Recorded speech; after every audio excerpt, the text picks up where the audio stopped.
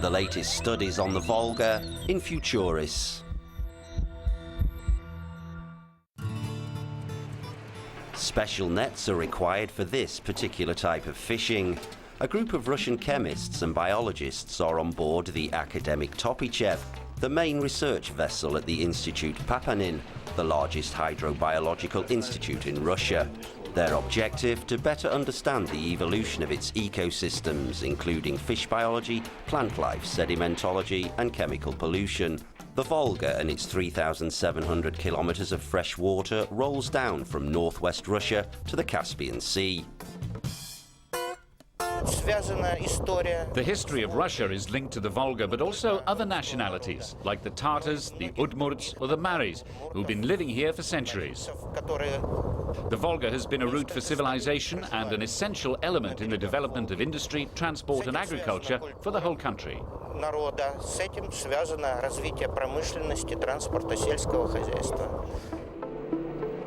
The researchers are fishing for the Caspian small herring called kilka, a template saltwater species which has been quietly moving upstream for decades. Now, as global warming raises the temperature of the Volga, kilka has become the predominant species in the upper Volga. Its presence has enriched the food chain, but kilka brings its own problems, such as new parasites. Global warming is indeed changing the whole of the Volga Basin's ecosystem. Today, in the Volga Basin and in other rivers around, like the Dnieper or the Don, more than 200 new species have naturalized and now live permanently. These include fish, mollusks and new aquatic plants, including tropical and subtropical species. For the past 40 years, scientists have been studying the ways in which the Volga's ecosystems are being challenged by climate change and chemical pollution.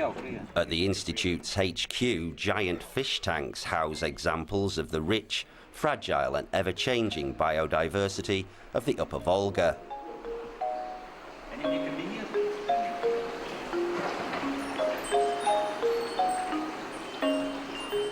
Sturgeon has practically disappeared from the region, while other smaller species are now resident.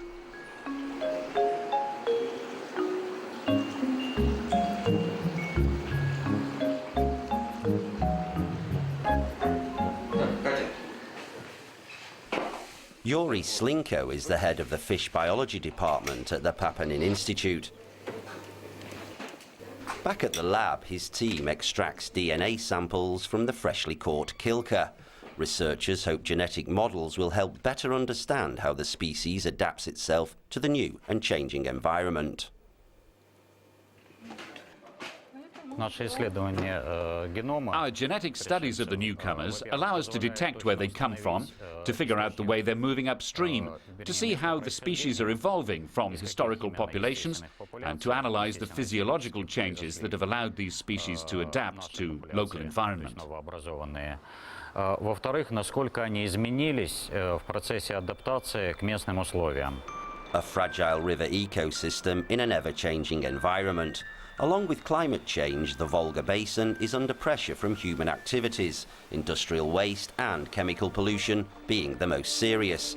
An example of the risks can be found in Cherepovets, an industrial city near the Rybinsk reservoir. Several iron and steel plants, as well as shipbuilding, timber and fertilizer factories line the shores of the Sheskna River, one of the Volga's affluents and the main source of drinking water for the inhabitants. Most of the water is filtered and cleaned in this treatment plant. The plant treats up to 200,000 cubic meters of water and provides the city with 65,000 cubic meters of drinking water per day.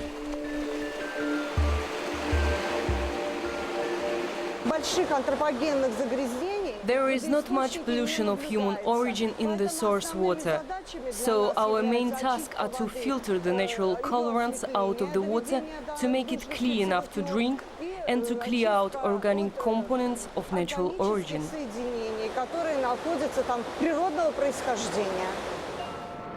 Cherepovets' big factories are forced by law to recycle wastewater, and they claim that they do, but more needs to be done. That is why the European Union and Russia are working together on the Kabri-Volga project. The project is being coordinated along another magnificent river, the Rhine. Here in Cologne, German economist Frank Weffering works to bolster EU-Russian cooperation to reduce the risk to the environment and improve water quality, sustainable development and water management in the Volga Basin.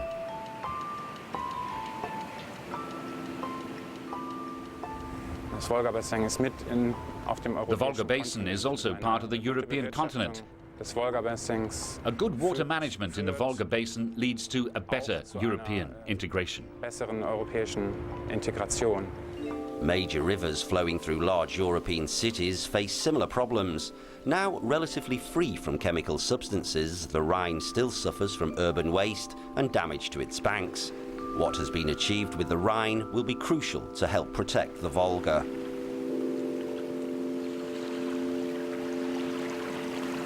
If you take a look at the Rhine River, it was heavily polluted some 10 years ago. It took the political will, but also industry and citizens' willingness to change the situation. We have the same situation in the Volga, and there the Russians can certainly learn by our European experiences.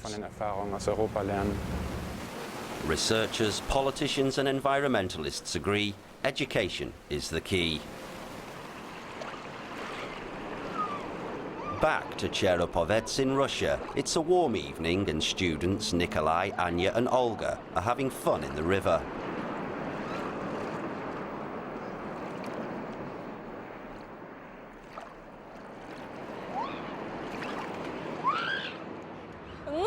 Well, it should not be allowed for factories to throw out their waste into the river, nor the waste coming through the sewage system. We need to clean the river more often.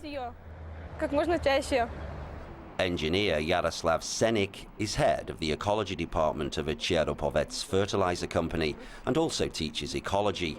Today he's meeting Anya and friends. The Volga's survival depends on new generations. Today, young people understand how important it is to pay attention to the protection of the environment, because it's them, their children and grandchildren who will live in the town and around. They know the importance, and they're beginning to understand also that ecological issues can also be profitable from an economic point of view. Anyway, the ecological issues have to be dealt with because that's the demand of the law.